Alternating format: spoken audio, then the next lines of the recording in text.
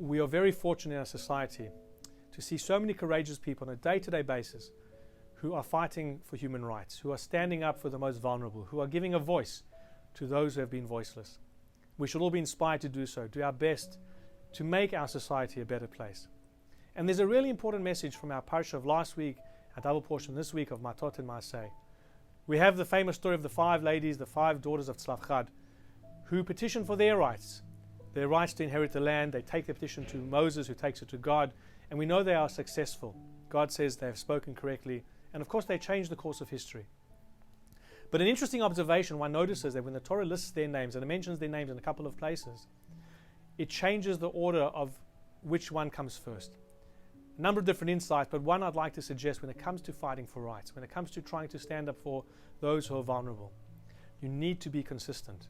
You need to ensure that you're not just standing up for one particular vulnerable group, and at the very same time, you can approach another group with animosity, with ugliness.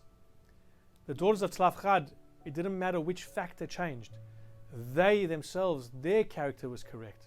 And so they were consistent in who they were as human beings. They were consistent in fighting for a particular right, but it didn't mean that they would be disparaging of someone else, of another cause.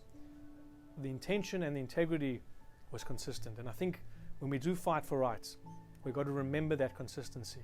Remember that there are many causes that need support. There are many people, many groups which are vulnerable. We all have to do better in our society to make people feel more inclusive, to stand up for those who are vulnerable, who don't have a voice. But remember to be consistent. Too often we see that you might see a particular cause, people are standing up for a particular group, but then you see comments on social media where they are attacking others in the very same voice. How do we see consistency in that? And so I think let's learn from the daughters of Tzlaf Chad. They themselves shared the honor, the respect, they shared the mission. It was what they were trying to achieve that was important, and how they were going about it. They were consistent in their personality, in their approach. And let us all make a difference. But remember, you need to be consistent. Have a beautiful weekend and a Shabbat Shalom.